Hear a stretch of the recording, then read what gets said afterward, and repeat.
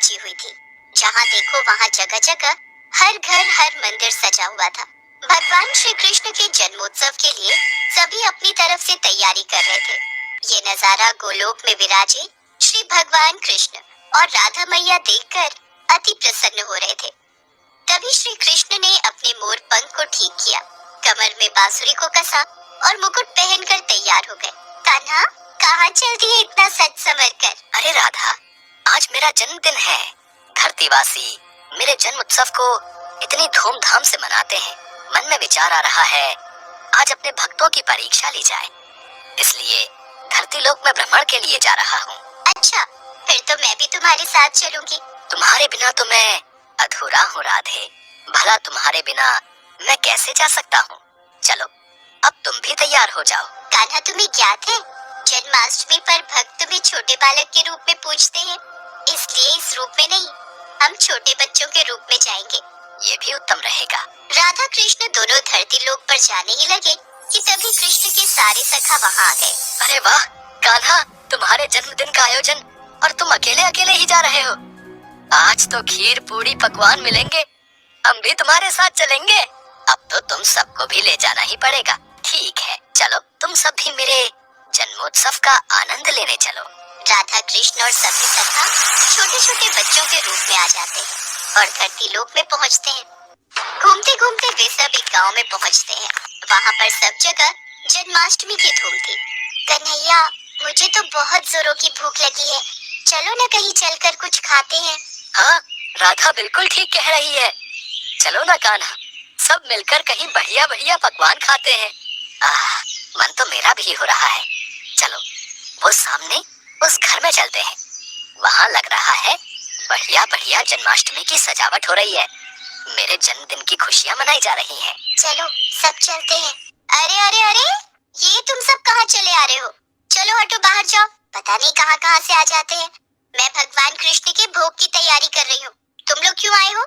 हमें बहुत जोरों की भूख लगी है, कुछ खाने को दे दो। वाह, यहाँ तो पूरी हलवा सब्जी खीर, यहाँ तो बहुत कुछ है। अरे क्या बात है सुशीला, आरती का समय हो रहा है, अंदर आओ। बाहर क्यों खड़ी हो? हाँ हाँ, आ रही हूँ। दरवाजा बंद कर दो। चलो बच्चों, यहाँ से जाओ। कान्हा, इन्होंने तो द्वार बंद कर लिया, अब हम क्या करें? हम सबको बहुत जोरों की भूख लग रही है। ये कैसी बात हुई? तुम्हारा ही जन्मदिन मना रहे हैं और तुम्हें ही कुछ खाने को नहीं दिया। अरे सुदामा, इन्हें थोड़ी पता है कि मैं वास्तव में कृष्ण हूँ। ये तो मुझे एक साधारण बालक समझ रहे हैं। कोई बात नहीं सुदामा, कोई तो होगा जो हमें इस रूप में भोजन देगा। चलो और कहीं देखते हैं। राधा कृष्ण और सभी बालक बालिकाएं कुछ और जगह पर भी गए, पर वहाँ भी आरती और पूजन चल रहा था। कहीं भी उन्हें खाने को कुछ नहीं मिला। वे चलते चलते थक गए। मानो शरीर धारण किया है तो इतनी भूख तो सहन करनी ही होगी। बस एक आखिरी द्वार और खटखटाते हैं। अगर यहाँ नहीं मिला तो हम वापस गोलोक चले जाएंगे। ठीक है कान्हा, चलो इस घर में ही चलते हैं। थोड़ी और खीर दे। तुझे जब पता था कि मंदिर में खीर का प्रसाद बट रहा है तो तू थोड़ा ज्यादा नहीं ला सकती थी? माँ जी, मंदिर में बहुत भीड़ थी, बड़ी मुश्किल से नंबर आया तो मैं बस ये थोड़ा बहुत ही प्रसाद ला पाई। अरे अम्मा, खा लो ना। वैसे भी खीर खाए कितना समय हो गया। मजदूरी करते करते हाथों में छाले पड़ गए हैं। हमारी तो ऐसी किस्मत ही नहीं कि हम रोजाना ऐसी खीर पकवान खा सके। हाँ हाँ बेटा, ये ले, तू और ले ले। थोड़ा प्रसाद बचा है, मैं खा लेती हूँ।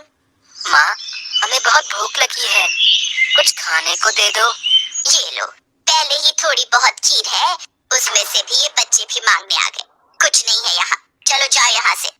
रुको माँ, मैं दरवाजा बंद करके आता हूँ। सुनिए, आज जन्माष्टमी का त्योहार है, भगवान कृष्ण का जन्मदिन। ये बच्चे उन्हीं के रूप में लगता है झांकी लेकर निकले हैं। हो सकता है इन्हें रास्ते में भूख लगाई हो। थोड़ी सी खीर है मेरे पास, इन्हें दे देती हूँ। ऐसे द्वार पर आए बच्चों को भूखा भेजना मुझे ठीक नहीं लग रहा। माँ ये लो, तुम मेरी खीर भी इसमें से ले लो, मुझे इतनी सारी नहीं खानी। माँ, मेरे में से भी ले लो। अगर तुम अपनी दे दोगी तो तुम क्या खाओगी? राधा, इन बच्चों में अपनी माँ के प्रति कितना प्रेम है, हमें इनके लिए कुछ करना चाहिए। हाँ कान्हा, देखो तो, इन्होंने अपनी सारी खीर हमें परोस दी। कैसे पागल हो तुम तीनों। बताओ, अपनी अपने हिस्से की खीर इन बच्चों में बांट रहे हो। इतनी मुश्किल से तो ये थोड़ा प्रसाद मिला था। अब तुम दोनों बच्चे कान खोलकर सुन लो, मैं अपनी खीर में से एक भी निवाला नहीं दूंगी। ये लो बच्चों, ज्यादा तो नहीं, थोड़ी थोड़ी खीर है, ये खा लो। बस इतनी सी खीर? इससे तो हमारा चींटी जैसा पेट भी नहीं भरेगा।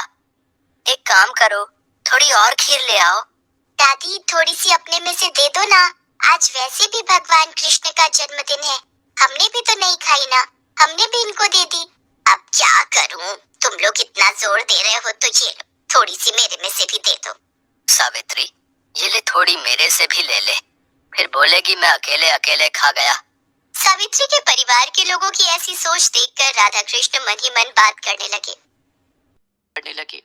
कान्हा, यह तो बहुत थोड़ी खीर है, कुछ करो, इन सबको भी तो खीर खाने का मन है। अगर हम ये सारी खीर खा जाएंगे तो ये लोग क्या खाएंगे? चिंता मत करो राधे, इस परिवार के सदस्य भूखे नहीं रहेंगे। हमने यहाँ खीर खाई है और मेरे जन्मदिन के उत्सव पर ये खीर ना खाएं, ऐसा हो ही नहीं सकता। बताओ, इतने मन से मैं खीर खा रही थी, सारी इन बच्चों को दे रही है, क्या कर सकते हैं? दादी, खीर खाओगे? देख, मजाक उड़ा रहे हैं बच्चे, और दे खीर। अरे जब तुम्हें दे दी सारी खाने के लिए तो हम क्या खाएंगे, खाली बर्तन? दादी, आज कान्हा का जन्मदिन है, कान्हा को जब आप अपने हिस्से की खीर दे सकते हो तो कान्हा क्यों नहीं दे सकता? अभी रुको, मैं आपको ढेर सारी खीर देता हूँ, फिर आप भी खाओ और पड़ोसियों को भी खिलाओ। माँ जाओ, घर में जितने भी बर्तन हैं वो सब। बहू, अब छोटे बच्चे मजाक करने में बाज नहीं आएंगे। वैसे ही मुझे इन सब पर बहुत गुस्सा आ रहा है, सिर्फ तेरे कारण चुप हूँ, वरना मैं इन्हें कब का भगा देती। ये लो बच्चों, पता नहीं आज तुम सब क्या खेल खेल रहे हो। देखती जाओ माँ, आओ बच्चों, तुम भी देखो। फिर क्या था, सावित्री बर्तन रखती जाती और कृष्ण जी उसमें खीर भरते जाते। देखते ही देखते सारे बर्तन खीर से भर गए। ये चमत्कार देखकर सब लोग दंग रह गए। बहू, हमारे भाग धन्य हो गए, ये तो साक्षात कान्हा पधारे हैं। हाँ हाँ, माखन चोर नंद किशोर हमारे द्वार आए हैं, खीर से हमारे पात्र भर दिए। हे कृष्ण मुरारी, अपना रूप दिखाओ। हे राधा मैया, अपना रूप दिखाओ, हमें दर्शन दो। सबकी प्रार्थना सुनकर राधा कृष्ण अपने रूप में आते हैं। इतना सुंदर दृश्य देखकर सावित्री और उसके परिवार में सबकी आंखों में आंसू आ जाते हैं। माँ, ये सत्य है कि जो भी भक्त भूखों को भोजन कराता है, प्यासे को पानी पिलाता है, खुद भूखा रहकर घर आए भूखे जरूरतमंद को अपने हिस्से का निवाला देता है, मैं उसकी सहायता अवश्य करता हूँ। हम तो धरती पर भक्तों की परीक्षा हेतु आए थे और यहाँ इतने प्रेम से खीर खाकर मन प्रसन्न हो गया। कान्हा, आज जन्माष्टमी का पावन अवसर है और इन सब ने हमारी बहुत सेवा की है, तो इन्हें उस सेवा का फल हमें जरूर प्रदान करना चाहिए। हाँ राधे, अवश्य, हम इन्हें इनकी सेवा का फल जरूर देंगे। और फिर जहाँ जहाँ राधा कृष्ण ने हाथों को आशीर्वाद स्वरूप घुमाया, उस जगह धन के भंडार भर गए। सावित्री की छोटी सी टूटी फूटी झोपड़ी महल में बदल गई। उनके जीवन में सारे सुख वैभव आ गए, गरीबी और दरिद्रता दूर हो गई। सावित्री के परिवार में खुशियां देकर राधा कृष्ण और सभी ग्वाल बालों के संग वापस गोलोक लौट गए।